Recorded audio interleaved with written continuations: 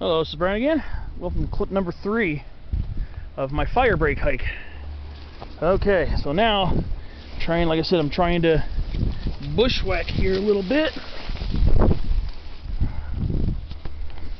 There we go. I don't know if I went this far the first time. I think I did. I think I went pretty far on this Firebreak.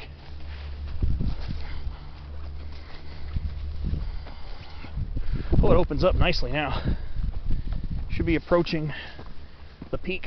So that's a little knob or knoll. Just passed by a big interior live oak. Predominantly scrub oak over here.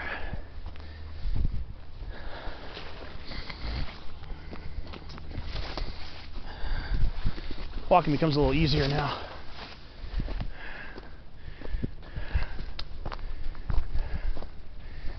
Beautiful, man. This is what I'm talking about. It's kind of the stuff I like here.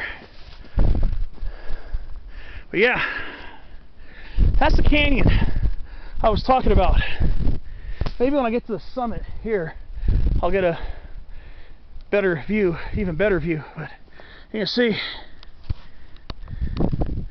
look carefully, you'll see scores of big cone Douglas firs in there.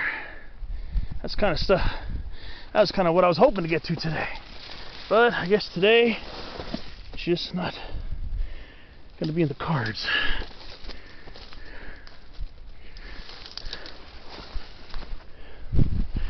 Okay, let's see. I'm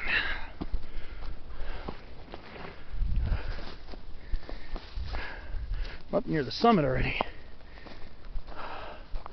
Ah, look at this old sugar sumac. Beautiful. Of course, the battery's starting to get low, so probably have to cut out pretty soon and do another clip.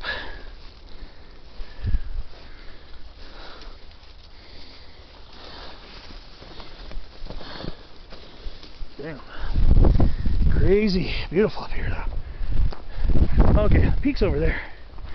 Of course, just as I start getting close, the battery power starts going down. Gosh, that is so annoying. This peak, I think, has a little more prominence than I thought. I think maybe I did go this far that time. Now it's kind of open, so I can at least get to the top before I lose battery power, maybe. Hoping. Something about peak 3480 before the fire near Old Dominion Saddle. The bushwhack was kind of like this, but just about the entire way up there. Whew. This is not a severe bushwhack by any stretch, because there is a whole Firebreak trail in front of me. So it's not like I'm completely thrashing and can't get through. This old scrub oak right here.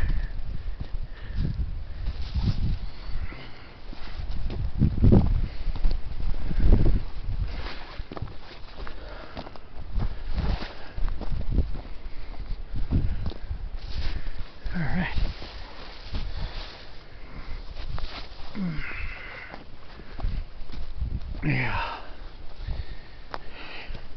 Yeah, I think I went even further than this. So I remember here was a little coast live oak tree over on this side of the trail. This is it right here. Yeah, I remember that. I did go past this.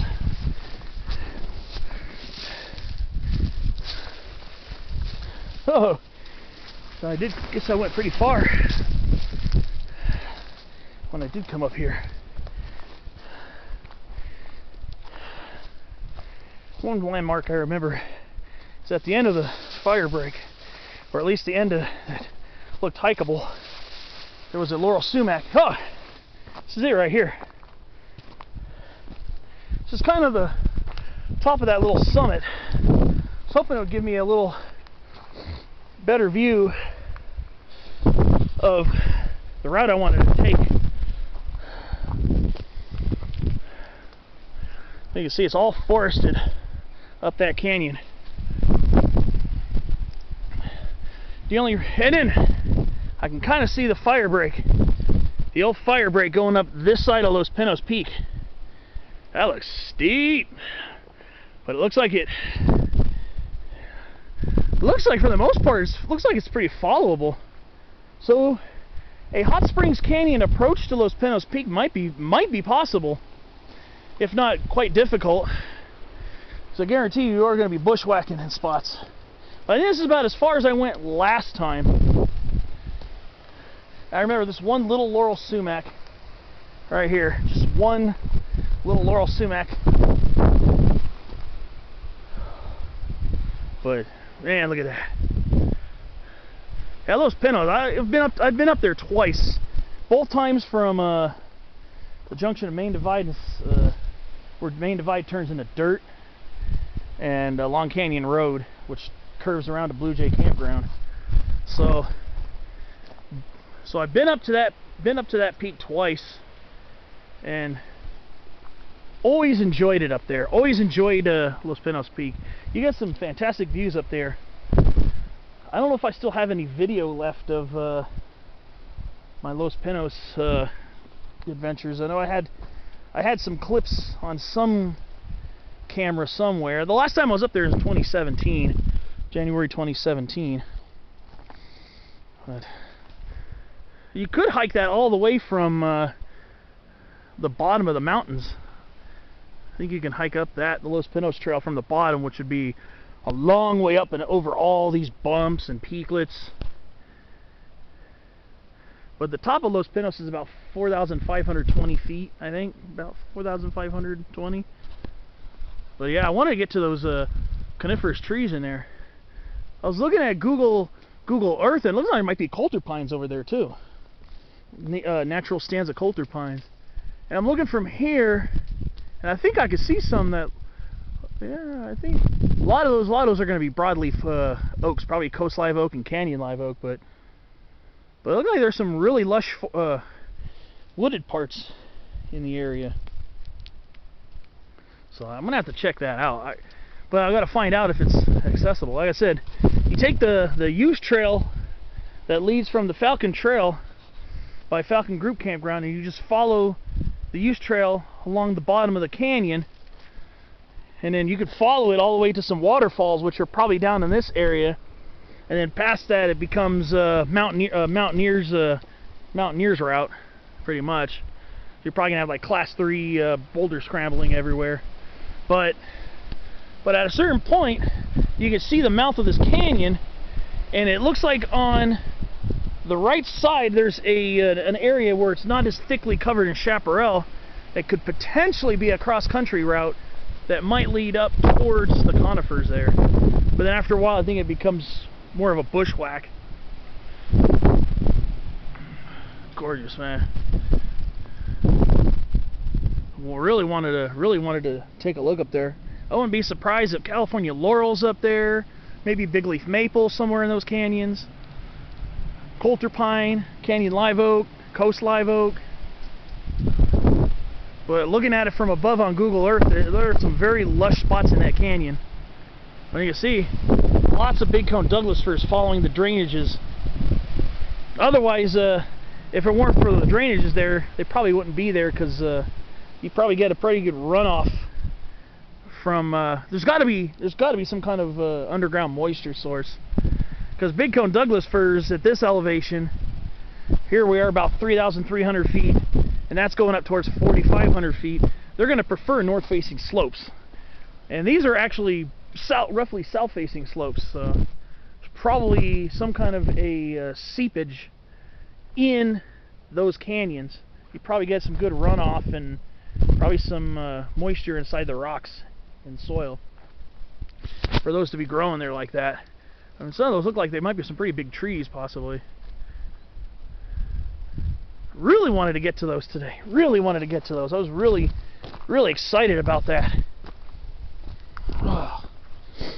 But I got my little Firebreak hike here, and it's just as beautiful as I remember it. But yeah, maybe one of these days, maybe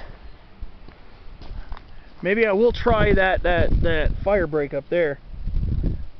I was thinking maybe even eventually being able to hike up to Los Pinos Peak, and then maybe finding a way to get down to at least the upper portion of the Big Cone Douglas Fir Grove. You only get a little bit of a view of that grove from the higher points of Los Pinos. Actually, you only get a little view of a patch of them, but from over here it looks a lot more extensive because you can see some conifers going up that way. Of course, you got the main portion there, and you got some going up this drainage here too. That's definitely a part of their ecology. Steep ravines, steep and rugged slopes. That's a big thing about Big Cone Douglas firs. Well, I guess maybe I should start plotting to head back. There are views on the other side towards this canyon as well that are pretty nice as well. Canyon. So we got this little ridge here. This, like I said, this is going down Hot Springs Canyon, and then that way we're going up towards, going down and then up towards another canyon.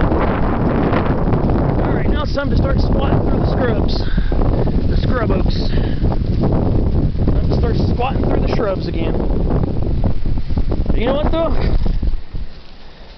This might not have been the adventure I had planned, but it sure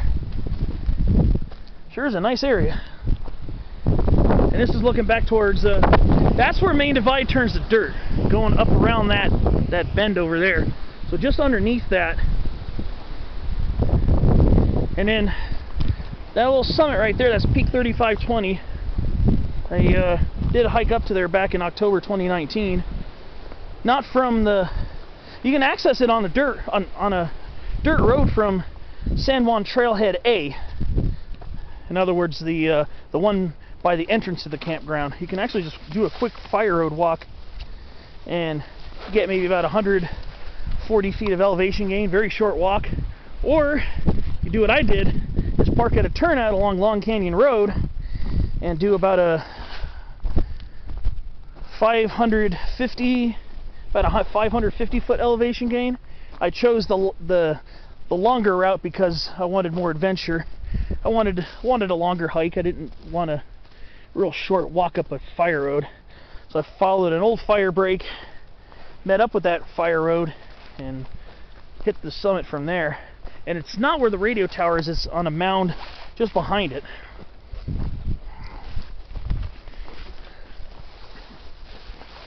So here we are, Bushwhack City.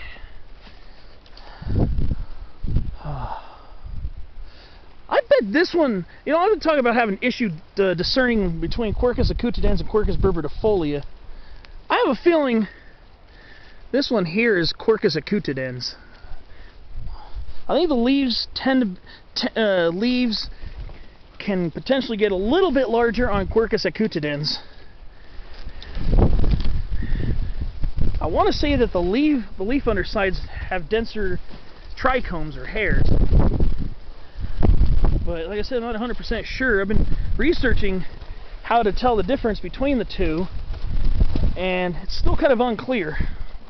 I do have a hen lens. It's I think it goes up to 90 times, 90x, which should be sufficient to check it out. But the 90 times one is the 90 times lens is really tiny. And it's hard to get a really good focus on the hairs, or aka trichomes, under the leaves. So it kind of makes me a little iffy about that. But all I can say is I'm gonna have to try maybe reach out to a botanist or something, find a way to reach out to some botanists and get their take on discerning, like, can I be 100% sure that I'm looking at Quercus acutidens? Because I have a lot of respect for our chaparral plants and a high reverence for them. Really have a very high reverence for our chaparral plants and a very deep love for them.